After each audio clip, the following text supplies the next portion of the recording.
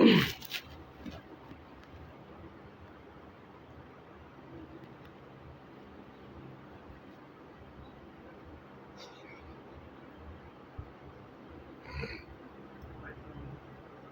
حول ولا قوة إلا بالله من الشيطان اللعين الرجيم. بسم الله الرحمن الرحيم. الحمد لله رب العالمين، والصلاة والسلام على سيد الأنبياء والمرسلين وخاتم النبيين ومولانا ومولى الثقلين جد الحسن والحسين ابی القاسم المصطفى محمد اللهم صل على محمد وآل محمد وآلہ الطیبین الطاہرین المعصومین المظلومین المنتخبین المجتنبین ولعنۃ اللہ علی اعدائهم اجمعین من یومنا ھذا الی یوم الدین. اما بعد فقد قال اللہ تبارک و تعالی بسم اللہ الرحمن الرحیم یا ایھا الذین آمنوا اجتنبوا کثیرا من الظن ان بعض الظن اسم. صلوات بھیج دے محمد. عزیزان گرامی، الحمد اور 3 مرتبہ سورہ اخلاص کی تلاوت فرما کر سید عبد الخبیر مرحوم اور بی بی صدیقہ مرحومہ کی روح کو احسان کریں.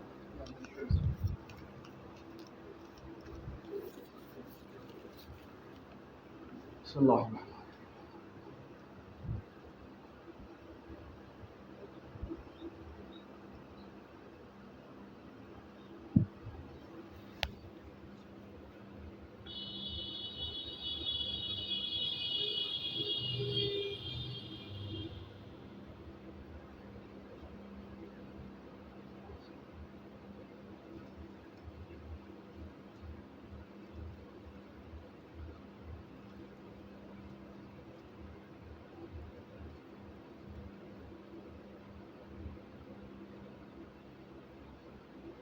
صلوات.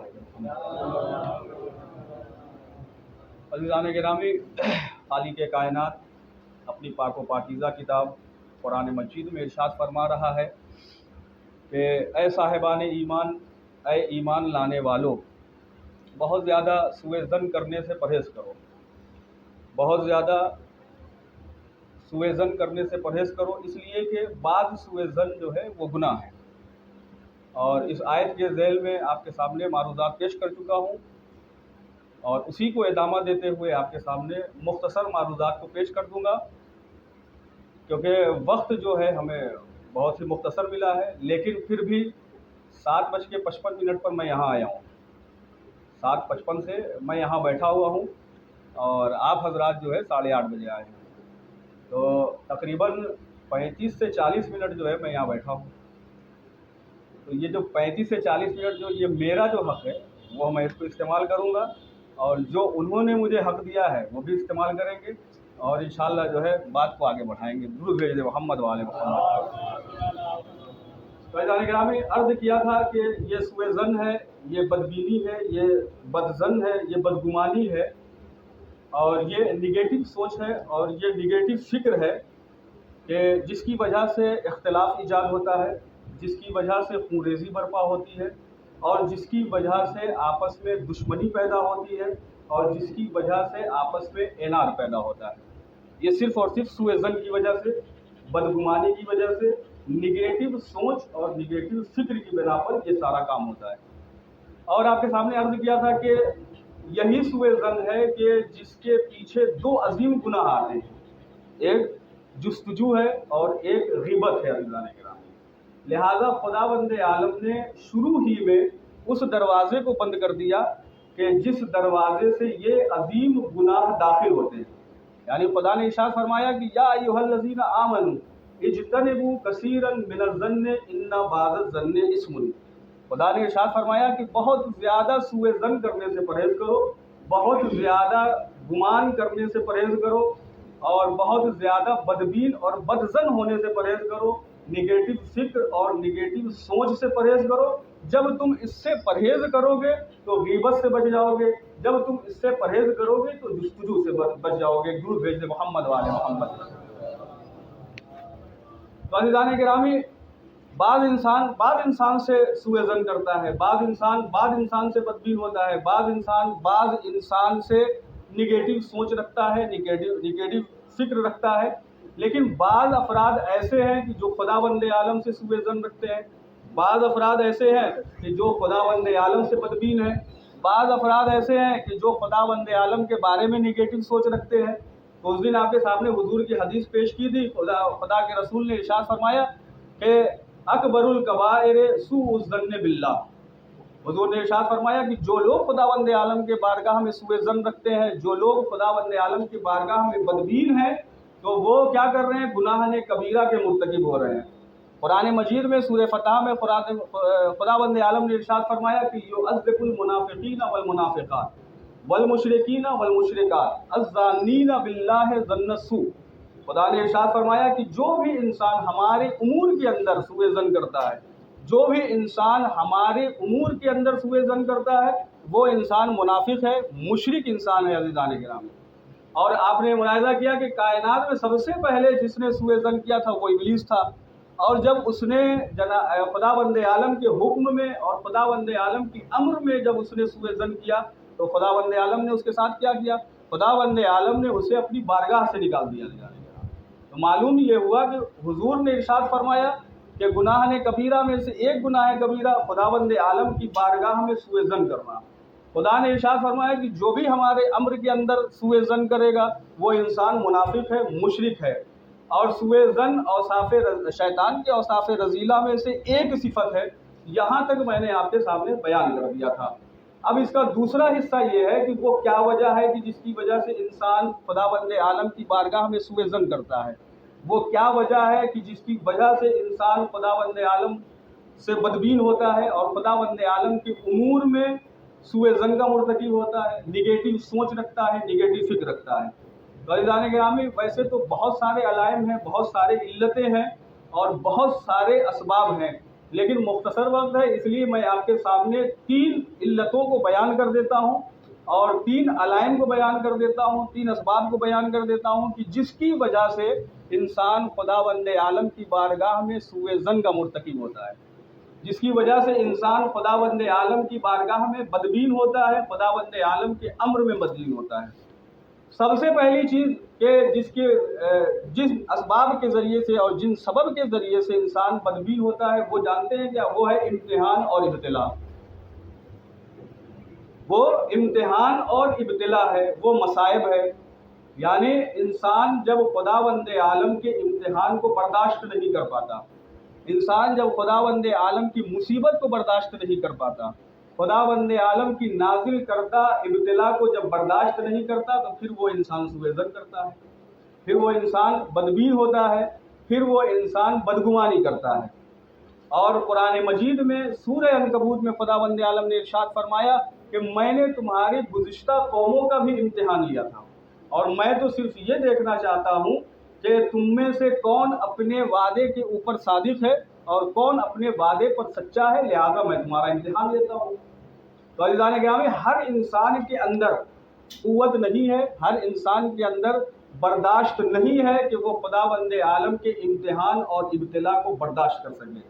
خداوند عالم کے امتحان اور ابتلا کو تحمل کر سکے۔ لہذا جب اس سے تحمل نہیں ہوتا ہے، لہذا جب اس سے برداشت نہیں ہوتا ہے تو پھر وہ خداوند عالم کی بارگاہ میں سوء ظن کرتا ہے، خداوند عالم کی بارگاہ میں بدبین ہوتا ہے اور خداوند عالم سے نگیٹو رائے رکھتا ہے، خداوند عالم کے حضور میں بدظن ہوتا ہے۔ جانے کا اولیاء اللہ نام کی ایک کتاب ہے جو مصر سے چھپی ہے، اس کے اندر یہ واقعہ موجود ہے کہ ایک عالم دین تھے جو مشہد مقدس امام رضا علیہ السلام کی زیارت کے لیے گئے۔ آواز بلند تو وہ امام علیہ السلام کی زیارت کے لیے مشہد مقدس گئے اور مسجد گوہرشاد میں بیٹھے ہوئے قرآن مجید کی تلاوت کر رہے تھے۔ جو لوگ زیارت میں گئے ہیں وہ جانتے ہیں کہ حرم امام رضا علیہ السلام میں مسجد گوہرشاد کہاں پر ہے، وہ اچھی طریقے سے جانتے ہیں۔ بالکل امام علیہ السلام کے روضے کے سامنے، ذریعہ مبارک کے سامنے یہ مسجد کا دروازہ کھلتا ہے۔ تو عزیزان گرامی، وہاں بیٹھے ہوئے یہ قرآن مجید کی تلاوت کر رہے تھے، ایک شخص ان کے پاس آیا اور آنے کے بعد سلام کیا، سلام کرنے کے بعد بیٹھ گیا ان کے پاس اور گفتگو کرنے لگا ان سے. اور اسی گفتگو کے درمیان میں اس نے عالم دین سے بیان کیا کہ میں ایک مداح انسان ہوں. مداح فارسی میں اس شخص کو کہتے ہیں کہ جو مرثیہ خوانی کرتا ہے اور جو شعر و شاعری کرتا ہے اس کو فارسی میں مداح کہتے ہیں. اس نے کہا کہ میں ایک مداح انسان ہوں اور میں نے ہزاروں مداحی جو ہے ائمۃ الہدیٰ علیہ السلام کی شان میں کی ہے، لیکن آج میں ائمۃ الہدیٰ علیہ السلام سے بدبین ہو گیا ہوں. میں ائمۃ الہدیٰ علیہ السلام سے بدظن ہو چکا ہوں، بدگمانی کرتا ہوں. تو اس عالم دین نے کہا کہ جو ہے بدظن ہونے کا سبب کیا ہے، بدگمانی کا سبب کیا ہے، اور تم کیوں جو ہے ان سے سوء ظن کے مرتکب ہو. اس نے کہا کہ بات اس زمانے کی ہے کہ جب میں اپنے کچھ لوگوں کے ساتھ یعنی ایک قافلے میں جب میں عراق کی زیارت کے لیے جا رہا تھا، اور میں نے وہاں عراق پہنچ کر کے نجف اشرف کی زیارت کی، کوفے کی زیارت کی، کربلائے معلیٰ کی زیارت کی، کاظمین کی زیارت کی، سامرہ کی زیارت کی، اور ہم نے تقریباً ہر چھوٹے بڑے مزارات کی زیارت کی، اور ہر مزارات کے اوپر میں نے مداحی کی، مرثیہ خوانی کی. تقریباً سینکڑوں مداحی میں نے مزارات کے اوپر کی. اور جب ہمارا یہ زیارت کا برنامہ جب ختم ہوا اور جب ہمارا یہ سفر ختم ہوا تو ہم اپنے ملک کی طرف پلٹ رہے تھے. تو ہم مہران بارڈر سے باہر نکلے اور اپنے شہر کی بس کو انتخاب کیا، اس بس میں بیٹھ گئے. اور جب ہم بارڈر سے جب باہر نکلے اور جب ہم اس شہر میں پہنچے جس کا نام ایلام شہر ہے. ایلام شہر تقریباً 200 سے 300 کلومیٹر کی دوری پر ہے مہران بارڈر سے، اور یہ شہر پہاڑیوں کے اوپر بسا ہوا ہے، جس کے ایک طرف پہاڑ ہے دوسری طرف جو ہے کھائی ہے. تو اس نے کہا کہ جب ہم اس شہر میں پہنچے تو وہاں پر ہماری بس کا ایکسیڈنٹ ہو گیا. ہماری بس کا ایکسیڈنٹ ہو گیا اور تقریباً بس کے اندر 54-55 لوگ بیٹھے ہوئے تھے، لیکن کسی کو ایک خراش بھی نہیں آیا، کسی کو بال برابر بھی زخم نہیں لگا. جو کچھ ہونا تھا وہ سب کچھ میرے ساتھ ہوا. میرے ہاتھ ٹوٹ گئے، میرا سر پھوٹ گیا، میرے دندان ٹوٹ گئے. میں برسوں کوما میں پڑا رہا اور میرا پیر بھی جو ہے کاٹ دیا گیا. اب آپ بتائیے کہ میں نے کون سا ایسا خطا کیا تھا، میں نے کون سا ایسا گناہ کیا تھا کہ جو خداوند عالم نے ہمیں اتنی بڑی سزا دی، جبکہ ہم ائمۃ الہدیٰ علیہ السلام کی زیارت کر کے آ رہے تھے، مرثیہ خوانی کر کے آ رہے تھے. خدا نے یہ توفیق دی، ہم خوش ہو رہے تھے دل میں. لیکن ہم سے کون سا ایسا خطا ہوا، کون سی ایسی غلطی ہوئی کہ جس کی وجہ سے خداوند عالم نے ہمیں اتنی بڑی سزا دی. عالم دین نے کہا کہ یہ بتاؤ کوفہ گئے تھے؟ اس نے کہا کہ بالکل گئے تھے. کہا کہ نجف اشرف گئے تھے؟ کہا ہاں گئے تھے. کربلا؟ ہاں گئے تھے.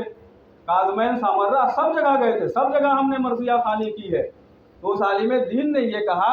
کہ بقول تمہارے کہ تم نے کون سا خطا کیا تھا، تم نے کون سی غلطی کی تھی، تم نے کون سا گناہ کیا تھا کہ جو تمہیں اتنی بڑی سزا ملی ہے. یہ بتاؤ کہ امیر المومنین نے نعوذ باللہ کون سی غلطی کی تھی، امیر المومنین نے نعوذ باللہ کون سا خطا کیا تھا کہ ان کے سامنے ان کی زوجہ کی ہتک حرمت ہوئی، ان کی نظروں کے سامنے جلتا ہوا دروازہ گرا دیا گیا، ان کی نظروں کے سامنے ان کے بچے کو شہید کر دیا گیا، ان کی پسلی توڑ دی گئی. انہوں نے کون سا ایسا گناہ کیا تھا نعوذ باللہ کہ مسجد کوفہ میں انہیں ضربت لگا دی گئی اور اسی ضربت کے اثر سے وہ اس دنیا سے رخصت ہو گئے. حسن مجتبیٰ نے کون سی ایسی غلطی کی تھی نعوذ باللہ، کون سا ایسا گناہ کیا تھا نعوذ باللہ کہ انہیں زہر دے کر کے شہید کر دیا گیا اور ان کے جنازے پر تیر بارانی کی گئی. امام حسین علیہ السلام نے نعوذ باللہ کون سا ایسا گناہ کیا تھا، کون سی ایسی خطا کی تھی کہ جس کی وجہ سے ان کے اطفال، ان کی اولاد اور ان کے اصحاب و انصار کو کربلا کے میدان میں گھیر کر کے بھوکا اور پیاسا قتل کر دیا گیا. انہوں نے نعوذ باللہ کون سی ایسی خطا کی تھی، کون سی ایسی غلطی کی تھی کہ ان کے جنازے کو پامال کر دیا گیا، ان کے اسباب کو لوٹ لیا گیا، ان کی خواتین کی سروں سے چادر چھین لی گئی، ان کو اسیر کر دیا گیا. انہوں نے کون سا ایسا خطا کیا تھا؟ تو عزیزان گرامی، ہم اپنی زندگی میں اور ہم دوسروں کی زندگی میں اس طریقے کے مسائل و علام دیکھتے ہیں. ہمیں چاہیے کہ ان مصائب و آلام کے اوپر صبر کریں عزیزان کرام۔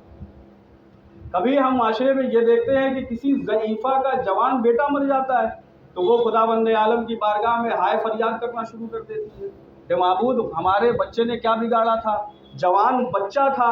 اور تو نے جو ہے اسے جوانی میں اٹھا لیا۔ خداوند عالم کی بارگاہ میں سوء ظن کی مرتکب ہوئی۔ بہن کا جوان بھائی مر گیا، وہ خداوند عالم کی بارگاہ میں سوء ظن کرنے لگی، آہو فغا بلند کرنے لگی، آہو زاری بلند کرنے لگی کہ معبود ابھی تو ہمارے اس بھائی نے جوانی کی دہلیز پر قدم رکھی تھی، اس نے کون سا ایسا گناہ کر دیا، اس نے کون سا ایسا خطا کر دیا کہ خداوند عالم تو نے اسے بھری جوانی میں اس دنیا سے اٹھا لیا، تو نے بھری جوانی میں اس دنیا سے اٹھا لیا۔ تو عزیزان گرامی، کبھی کبھی ہم اپنی زندگی کے اندر کم مسائل دیکھتے ہیں، کبھی کبھی زیادہ دیکھتے ہیں، کبھی ہم دوسروں کی زندگی میں مسائل دیکھتے ہیں، کبھی ہم خود اپنی زندگی میں مسائل دیکھتے ہیں۔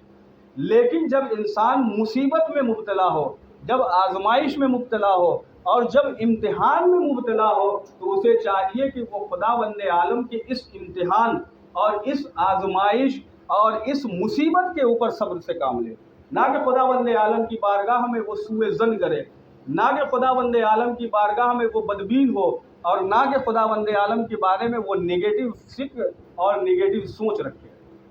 بلکہ جب بھی مصیبت نازل ہو تو لازم ہے، ضروری ہے کہ انسان اس امتحان کے اوپر صبر کرے عزیزان گرامی۔ اور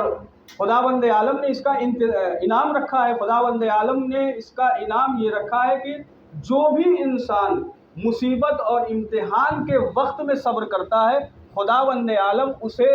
2 برابر ثواب عطا کرتا ہے، ایک اس امتحان کا ثواب عطا کرتا ہے اور ایک اس صبر کا جو ہے کیا بولتے ہیں اسے ثواب عطا کرتا ہے۔ لیکن اگر کوئی انسان اگر صبر نہ کرے مصیبت کے وقت میں، امتحان کے وقت میں اگر صبر نہ کرے تو خداوند عالم اسے 2 برابر عذاب عطا کرتا ہے۔ اور پیغمبر گرامی اسلام نے ارشاد فرمایا ہے کہ الصبر و صبران، صبر کی 2 قسمیں ہیں، صبر در مقابل گناہ اور صبر در مقابل امتحان و ابتلا۔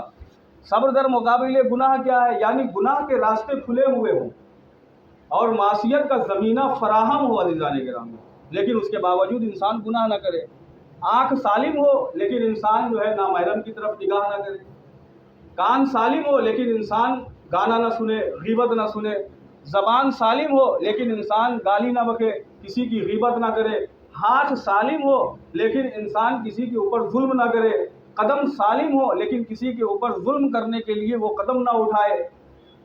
قوہ شہویہ انسان کے اندر شامل ہو لیکن وہ انسان گناہ نہ کرے۔ یعنی سارے زمینہ فراہم ہیں عزیزان گرامی ہمارے پاس گناہ کے، لیکن اگر ہم گناہ نہیں کرتے ہیں تو پیغمبر فرماتے ہیں کہ یہ صبر در مقابل گناہ ہے۔ اور دوسری صبر کی جو قسم ہے وہ صبر در مقابل امتحان اور ابتلا ہے،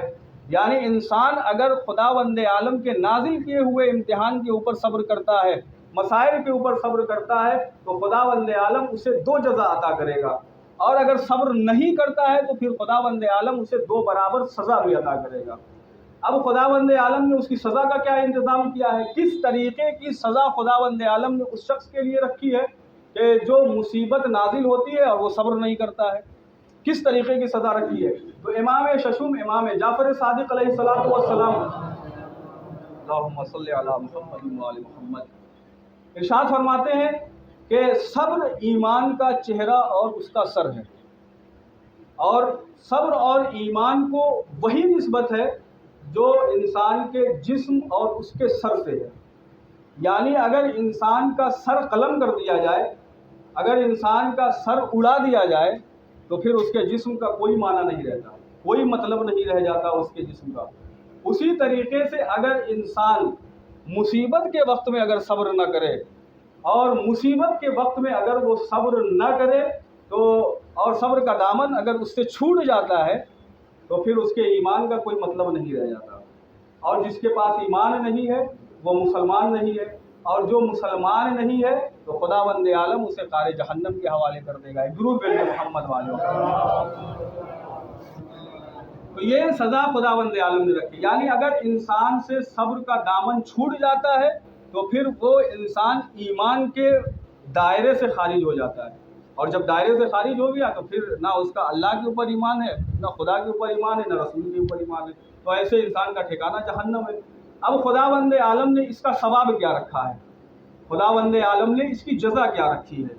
جو لوگ مصیبت کے اوپر صبر کرتے ہیں، جو لوگ مسائل کے اوپر صبر کرتے ہیں، جو لوگ آلام کے اوپر صبر کرتے ہیں، خداوند عالم نے اس کی جزا کیا رکھی ہے؟ تو امام ششم علیہ السلام ارشاد فرماتے ہیں کہ اللہم صلی علی محمد و آل محمد۔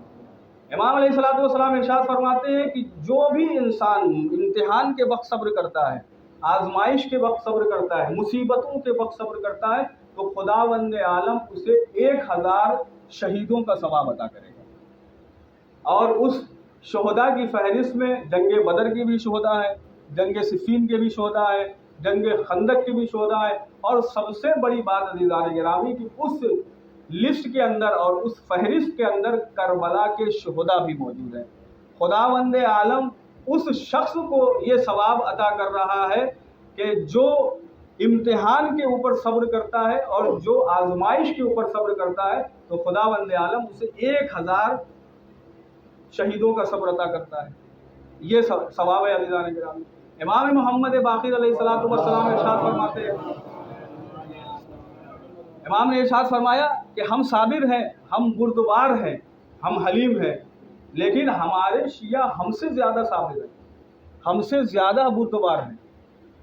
تو کسی نے سوال کیا کہ مولا آپ تو منصوص من اللہ ہیں، آپ خلیفۃ الرسول ہیں، آپ جانشین پیغمبر ہیں،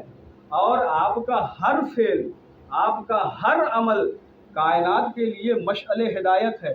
کائنات کے لیے مشعل راہ ہے، اور آپ یہ فرما رہے ہیں کہ ہمارے شیعوں کا صبر ہم سے بہتر ہے، ہمارے شیعوں کا تحمل ہم سے بہتر ہے۔ تو امام عالی مقام نے ارشاد فرمایا کہ بالکل جو تم نے کہا وہ صحیح ہے اور وہ اپنی جگہ پر حق ہے، لیکن ہمارے اوپر جو امتحان نازل ہوتا ہے، ہمارے اوپر جو مصیبت نازل ہوتی ہے، اور ہمارے اوپر جو امتحان نازل ہوتا ہے، ہمیں اس کا علم روز اول سے ہے، لہٰذا ہم اس مصیبت کے اوپر صبر کر لے جاتے ہیں،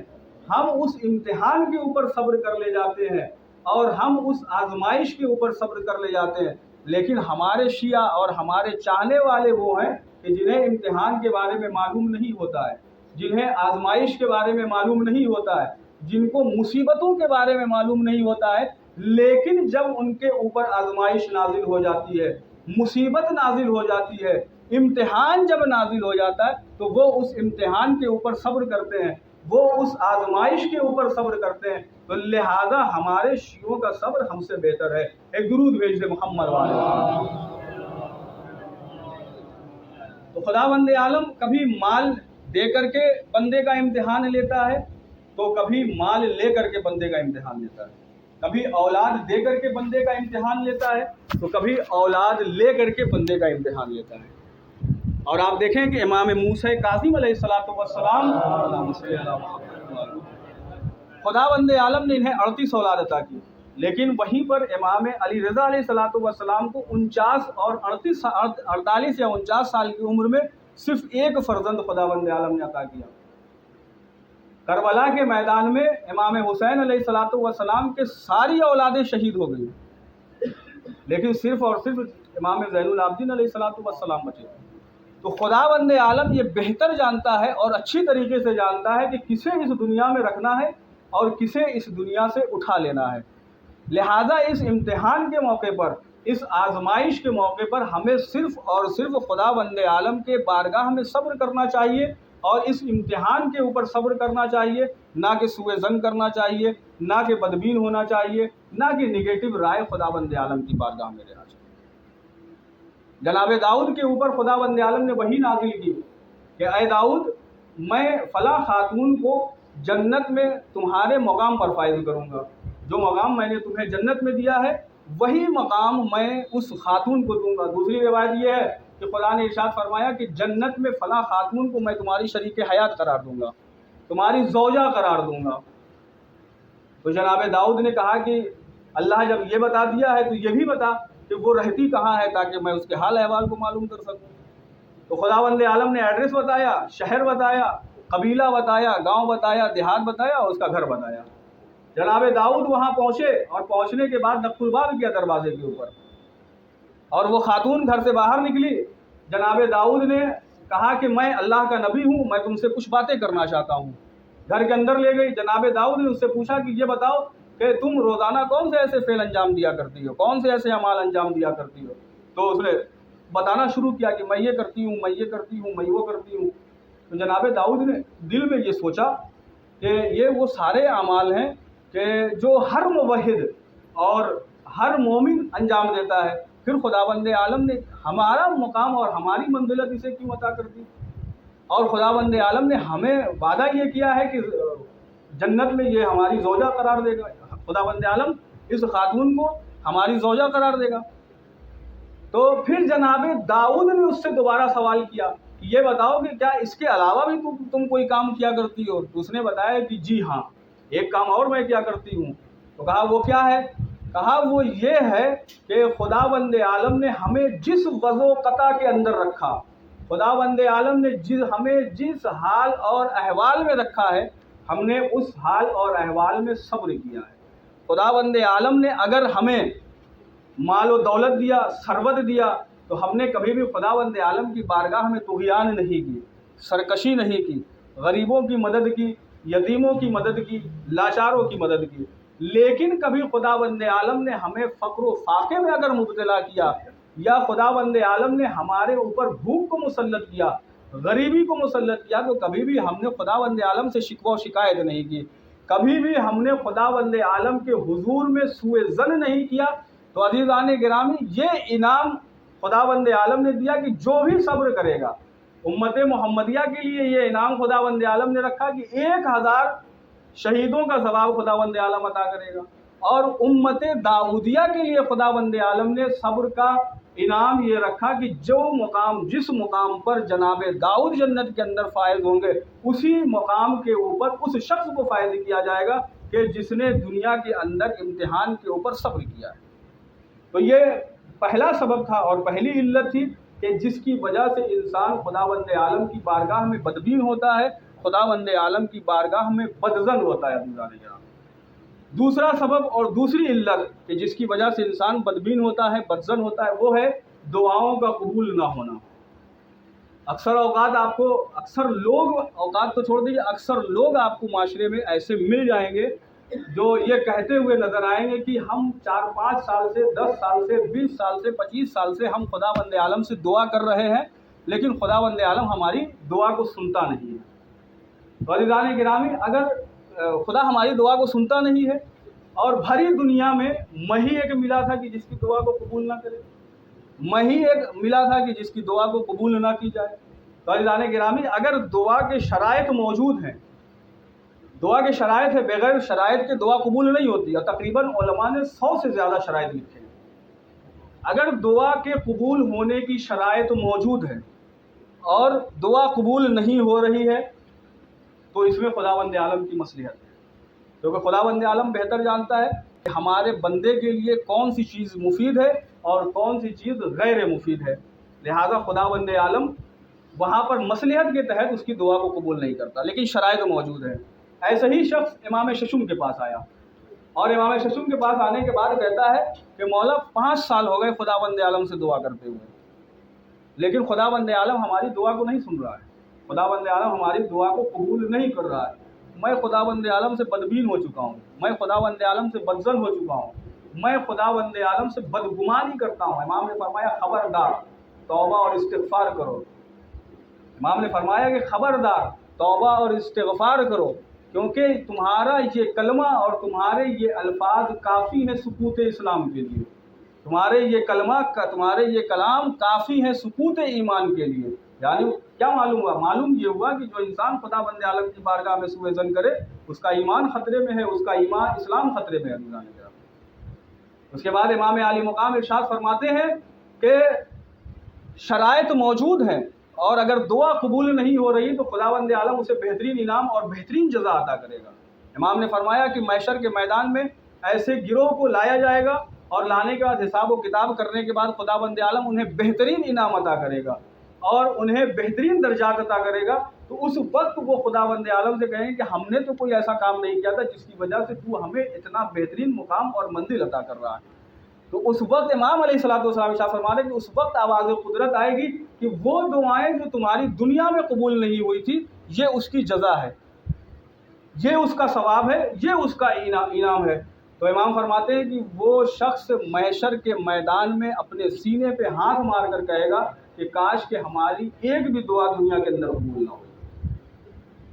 اس کے بعد امام علی مقام ارشاد فرماتے ہیں کہ ہمارے بابا نے ہم سے یہ فرمایا کہ بسا اوقات دعا کے قبول ہونے میں تاخیر ہوتی ہے،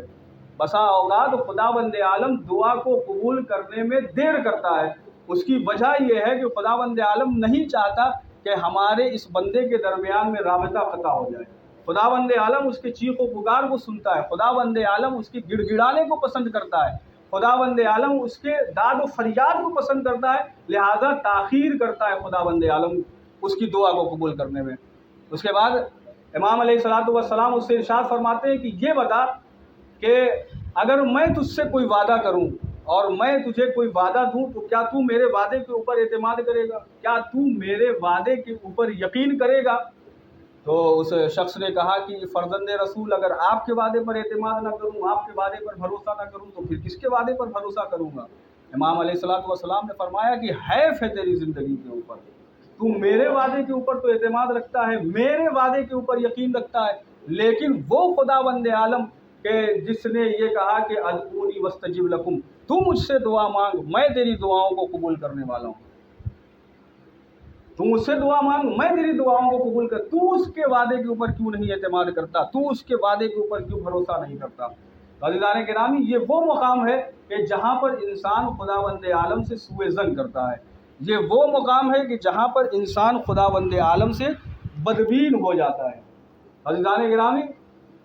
تیسری چیز کہ جہاں پر انسان بدگمان ہوتا ہے، بدبین ہوتا ہے، وہ ہے فخر و ناداری، وہ ہے تنگ دستی، اور اس فخر و ناداری اور تنگ دستی کی بنا پر انسان خداوند عالم کی بارگاہ میں سوء ظن کرتا ہے، خداوند عالم کی بارگاہ میں بدبین ہو جاتا ہے۔ بہت سے افراد آپ کو ایسے نظر آئیں گے یہ کہتے ہوئے کہ خداوند عالم نے فلاں انسان کو اتنا دے دیا کہ کھانے والا جو ہے ان کے پاس موجود نہیں ہے، اور کسی کو اتنا کم دیا ہے کہ کھانے والے کا پیٹ نہیں بھرتا۔ تو یہ خداوند عالم کی عدالت میں سوء ظن ہے عزیزان، اور خداوند عالم نے شروع ہی میں کہہ دیا کہ ہم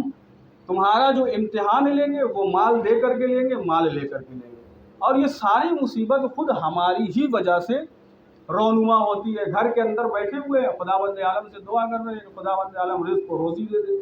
گھر کے اندر بیٹھے ہوئے ہیں، خداوند عالم کے اوپر الزام اور تہمت لگا رہے ہیں کہ خداوند عالم ہمیں رزق و روزی نہیں دیتا ہے، خداوند عالم ہمیں رزق و روزی نہیں دیتا ہے۔ تو عزیزان گرامی، جب خداوند عالم نے اپنے مخصوص بندوں کو بغیر محنت کے انہیں کوئی چیز عطا نہیں کی تو ہماری اور آپ کی کیا حیثیت ہے، اور ہماری اور آپ کا کیا اعتبار ہے؟ جناب مریم کے لیے خداوند عالم نے اس وقت تک سوکھے ہوئے خرمے کے درخت سے خرمہ نازل نہیں کیا کہ جب تک جناب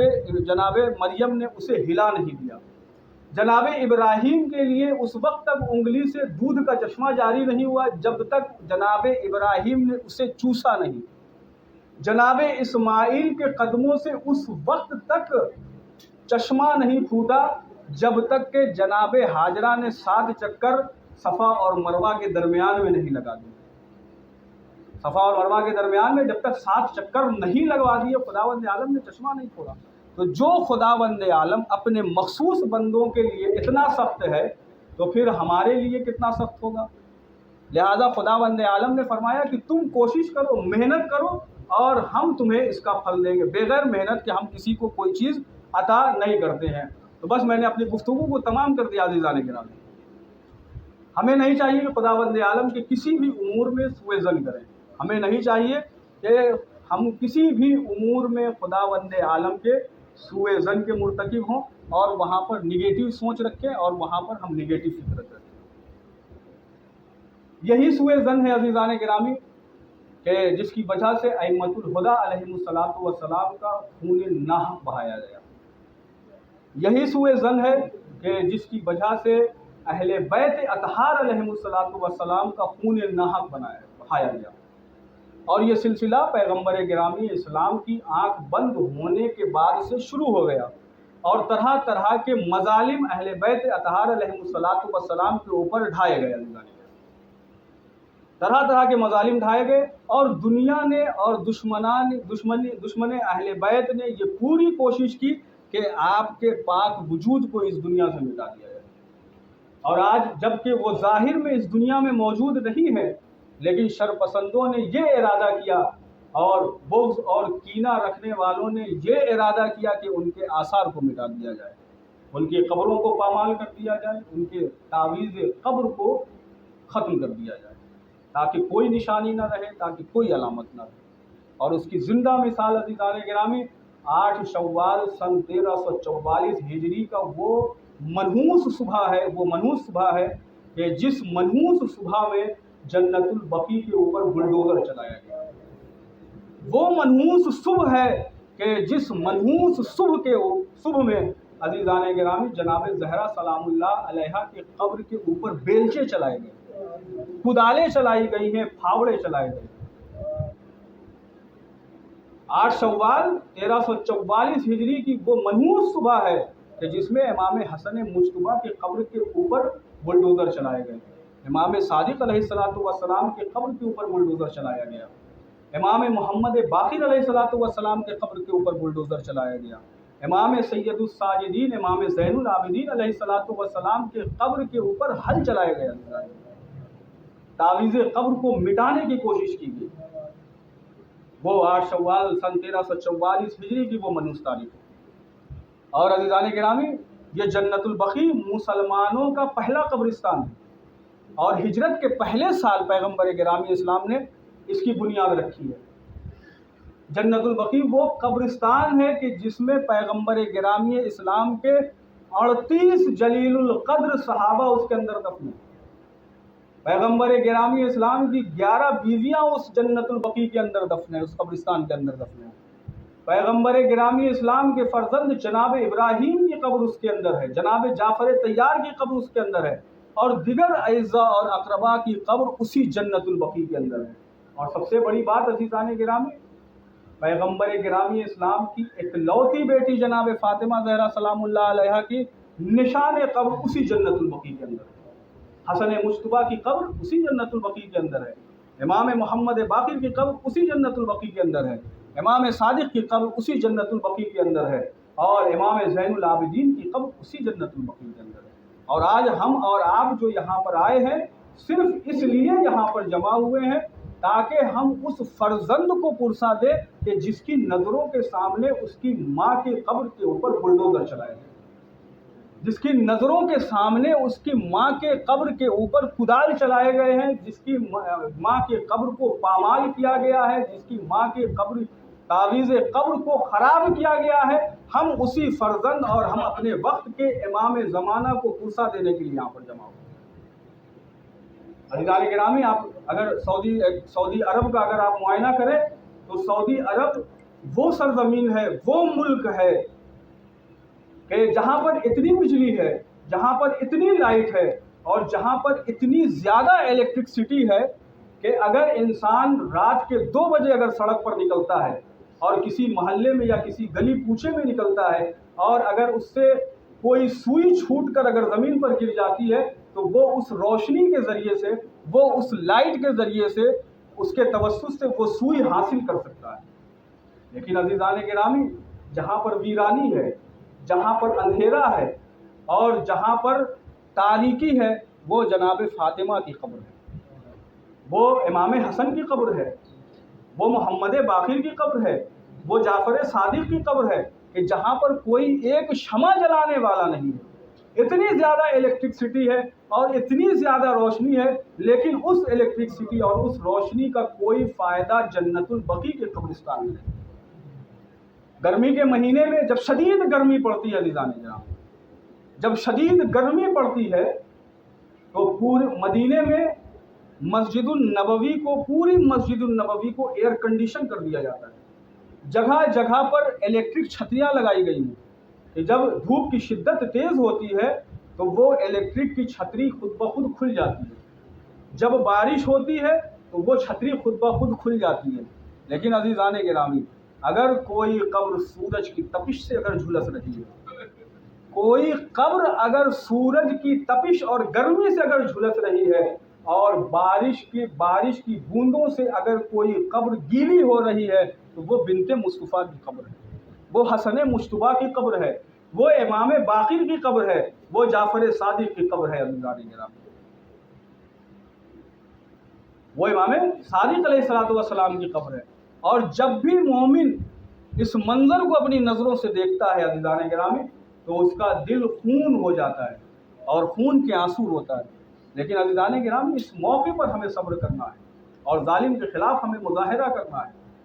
اور اہل بیت اطہار علیہ السلام نے روز اول یہی اعلان کر دیا تھا، روز اول ہی اعلان کر دیا تھا کہ اگر ہمارا جسم ٹکڑے ٹکڑے ہو جائے، اگر ہمارے لاشوں کی پامالی ہو جائے، اگر ہمارے ششماہ بچے کی قربانی دے دی جائے، اور اگر ہمارے اوپر جلتا ہوا دروازہ گرا دیا جائے، ہماری پسلی اگر توڑ دی جائے، محسن کو قربان کرنا پڑے تو کر دیں گے، لیکن نانا کے دین سے دستبردار نہیں ہوں گے، بابا کے دین سے دستبردار نہیں ہوں گے۔ یہ ہمیں برداشت ہے، لیکن یہ ہمیں برداشت نہیں ہے کہ ہمارے نانا کے دین پر کسی طریقے کا کوئی آنچ آئے، نانا کے دین پر کسی طریقے کا کوئی حرف آئے، یہ ہمیں برداشت نہیں ہے۔ اور 8 شوال کی تاریخ ہم سے اسی بات کا تقاضا کر رہی ہے، اور وقت کا امام ہم سے یہ تقاضا کر رہا ہے کہ دیکھو، ہمارے جد کا دن پامال نہ ہونے پائے، ہمارے جد کے دن پر کوئی حرف نہ آنے پائے، اور ہمارے جد کے دین سے دستبردار نہ ہونا۔ اور 2 جملے اور مصائب کے سن لیں عزیزان گرامی۔ اگر کوئی انسان پاور میں ہو، اگر کوئی انسان قدرت میں ہو، اور اگر کوئی انسان سلطے میں ہو، کرسی پر ہو، اور اس کی نظروں کے سامنے کوئی یہ جسارت کرے کہ اس کی ماں کے قبر کو توڑے، کوئی یہ جسارت کرے کہ اس کی ماں کی قبر کو توڑے، انصاف سے بتائیں کہ وہ انسان کیا کرے گا؟ یا تو وہ خود قتل ہونا پسند کر دے گا، یا سامنے والے کو قتل کرنا پسند کرے گا، لیکن اپنے ماں کی قبر کی بے حرمتی اصلاً نہیں ہونے دے گا۔ لیکن عزیزان گرامی، لاکھوں سلام ہو، کروڑوں سلام ہو وقت کے امام زمانہ کے اوپر، کتنے صابر ہیں، کتنے مظلوم ہیں کہ ان کے نظروں کے سامنے ان کی ماں کی قبر کو پامال کیا جا رہا ہے، ان کی ماں کی قبروں کے اوپر بلڈوزر چلائے جا رہے ہیں، ان کی ماں کی قبر کے اوپر کدال چلائے جا رہے ہیں، اور وقت کا امام صبر کر رہا ہے۔ عزیزان گرامی، یہ وہ مقام ہے، یہ وہ منزل ہے کہ جہاں پر امیر المومنین جیسے صابر نے بھی برداشت نہیں کیا۔ اور جب معلوم ہوا کہ قبر فاطمہ کو یہ لوگ کھولنے جا رہے ہیں، تو عزیزان گرامی، مولائے کائنات ننگی تلوار لے جا کر کے جنت البقیع میں کھڑے ہو گئے۔ یہ وہ مقام ہے، یہ وہ منزل ہے کہ جہاں پہ امیر المومنین نے برداشت نہیں کیا۔ لیکن ہمارا وقت کا علی، ہمارا وقت کا امام اس چیز کو اپنی نظروں سے دیکھ کر کے برداشت کر رہا ہے۔ فاطمہ کے اوپر وہ سارے مظالم توڑ دیے گئے، فاطمہ کے اوپر وہ سارے مصائب توڑ دیے گئے کہ جو پیغمبر گرامی اسلام کی آنکھ بند ہونے سے جو سلسلہ شروع ہوا تھا اور آج تک جس کا سلسلہ جاری و ساری ہے، وہ سارے مصائب جناب زہرا کے اوپر توڑ دیے۔ اور جناب زہرا کے اوپر کبھی جلتا ہوا دروازہ گرایا گیا، کبھی ان کی پسلی توڑ دی گئی، کبھی ان کے بچے کو ان کے شکم کے اندر شہید کر دیا گیا۔ یہ سارا درد لے کر کے جناب سیدہ اس دنیا سے رخصت ہو گئی ہے، یہ سارا درد لے کر کے جناب سیدہ اس دنیا سے چلی گئی ہیں۔ اور جب اس دنیا سے گئی ہیں، جب اس دنیا سے رخصت ہو گئی ہیں، تو وصیت کے مطابق امیر المومنین نے شب کی تاریخ میں ان کو کفن دیا اور انہیں دفن کیا، اور ایک نشان قبر امیر المومنین نے جنت البقیع میں بنائی۔ اور یہ جو 8 شوال 1344 ہجری کو یہ جو سانحہ جنت البقیع میں پیش ہوا ہے، اس کی بنیاد 11 ہجری میں مدینہ میں رکھ دی گئی۔ جب دوسرے دن حاکم کو یہ معلوم ہوا اور لوگوں کو جب یہ معلوم ہوا کہ بنت مصطفیٰ دفن کر دی گئی ہے اور نماز پڑھ دی گئی ہے، تدفین ہو گئی ہے، اور ہمیں اطلاع نہیں دی گئی، اگر ہم سے دنیا یہ سوال کرے گی کہ تم بنت مصطفیٰ کے بھی جنازے میں شریک نہ ہوئے، تم بنت مصطفیٰ کے جنازے میں بھی تم نے شرکت نہیں کی، تو تم کیا جواب دو گے؟ تو جواب تلاش کرنے کے لیے انہوں نے آپس میں پروپیگنڈا کیا انہوں نے آپس میں منصوبہ بندی کی اور کہا کہ ہم بنت مصطفیٰ کی قبر کو کھولیں گے، بنت مصطفیٰ کے جنازے کو باہر لائیں گے، پھر نماز پڑھیں گے اور پھر ہم جو ہے دفن کریں گے۔ غلام نے امیر المومنین کو خبر دی، کہا مولا بنت مصطفیٰ کی قبر کی خیر ہو، مولا بنت مصطفیٰ کے قبر کی خیر ہو، جناب زہرا کے قبر کی خیر ہو، اس لیے کہ کچھ لوگ کدال اور پھاوڑے لے کر کے جنت البقیع کی طرف جا رہے ہیں اور ان کا ارادہ یہ ہے کہ وہ جناب زہرا کی قبر کو کھولیں گے اور معصومہ کی قبر کو باہر نکالیں گے، پھر اس میں نماز پڑھیں گے۔ جیسے ہی امیر المومنین نے یہ جملہ سنا ہے عزیزان گرامی، تاریخ نے لکھا ہے کہ غیظ و غضب کے عالم میں آ گئے، جلال ان کے چہرے سے ظاہر ہونے لگا، آنکھ ان کی خون آلود ہو گئی اور اتنی تیزی سے امیر المومنین حجرے سے نکلے کہ قبر کھولنا تو دور کی بات ہے، کسی ملعون انسان کا نجس ہاتھ بھی جناب فاطمہ کے قبر تک نہ پہنچنے پائے۔ اتنی تیزی کے ساتھ امیر المومنین حجرے سے جنت البقیع کی طرف روانہ ہوئے، اور اس عالم نے، تاریخ نے لکھا کہ اس عالم میں امیر المومنین گھر سے نکلے ہیں کہ پیر میں نالین نہیں ہے، سر کے اوپر دستار نہیں ہے اور بدن کے اوپر ان کے ذرا نہیں ہے، ہاتھ میں صرف ذوالفقار ہے اور ذوالفقار کو زمین پر خط کھینچتے ہوئے جنت البقیع میں اس مقام پر پہنچے کہ جہاں پر امیر المومنین نے جناب سیدہ کی نشان قبر بنائی تھی، اور سامنے آ کر کے کھڑے ہو جاتے ہیں اور کھڑے ہونے کے بعد کہتے ہیں کہ بات سنو، تم نے جناب سیدہ کے اوپر جلتا ہوا دروازہ گرایا، ہم نے برداشت کیا ہے، تم نے جناب سیدہ کے پسلیاں توڑ دی ہیں، ہم نے صبر کیا ہے، تم نے جناب سیدہ کے شکم میں محسن کو شہید کر دیا ہے، ہم نے برداشت کیا ہے، تم نے ان کے بازو کو ورم آلود کر دیا ہے، میں نے برداشت کیا ہے، لیکن آج میں صبر نہیں کروں گا، آج میں برداشت نہیں کروں گا۔ قبر کھولنے کی بات دور کی ہے، اگر کسی نے جناب سیدہ کے قبر کی طرف اگر ہاتھ بھی بڑھایا تو آج یہ ذوالفقار خاموش رہنے والی نہیں ہے، آج یہ ذوالفقار چلے گی اور تاریخ لکھے گی کہ مدینے کی میں پوری گلیوں کو سرخ کر دوں گا، اور جس نالے سے پانی بہ رہا ہے اس نالے سے تمہارے نجس خون بہیں گے۔ عزیزان گرامی، جب امیر المومنین کے اس تیور کو انہوں نے دیکھا ہے اور غیظ و غضب کو دیکھا ہے تو پیچھے ہٹ گئے۔ عزیزان گرامی، آخری جملہ آپ کے سامنے عرض کر دوں کہ وہ پیچھے ہٹے، لیکن میں کہوں گا کہ مولا آج ذوالفقار کے زور پر آپ نے جناب سیدہ کی قبر کی حفاظت کر لی، مولا آج آپ نے قوت بازو کی زور پر آپ نے جناب سیدہ کی قبر کی حفاظت کی، لیکن 8 شوال 1344 ہجری میں یہی جنت البقیع ہوگی کہ جس کے اوپر بلڈوزر چلائے جا رہے ہوں گے، مولا یہی جنت البقیع ہوگی، یہی سیدہ کی قبر ہوگی کہ جس کے اوپر کدال چلائے جا رہے ہوں گے، مولا یہی قبر ہوگی کہ جسے مسمار کیا جا رہا ہوگا اور وقت کا امام خون کے آنسو رو رہا ہوگا۔ سیعلم الذین ظلموا ای منقلب ینقلبون۔ بار الہا اس مختصر سی عبادت کو قبول فرما، بار الہا ہمارے گناہ صغیرہ اور گناہ کبیرہ کو بخش دے، بار الہا ہم میں جو بے روزگار ہیں انہیں روزی عنایت عطا فرما، بار الہا ہم میں جو مقروض ہیں ان کا قرض غیب سے عطا کر، بار الہا مرحومین کے درجات کو بلند فرما، بار الہا مرحومین کے درجات کو بلند فرما، انہیں اعلیٰ علین میں جگہ عنایت عطا فرما، بار الہا ہم سب کو اور ہمارے مرحومین کو اور جن مرحومین کے لیے یہ مجلس منعقد کی گئی ہے، روز محشر جناب زہرا سلام اللہ علیہا کو کی شفاعت ہم سب کو نصیب فرما،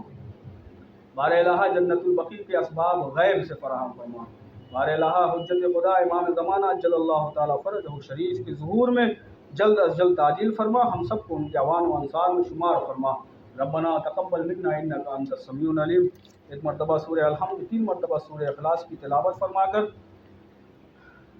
سید عبد الخبیر مرحوم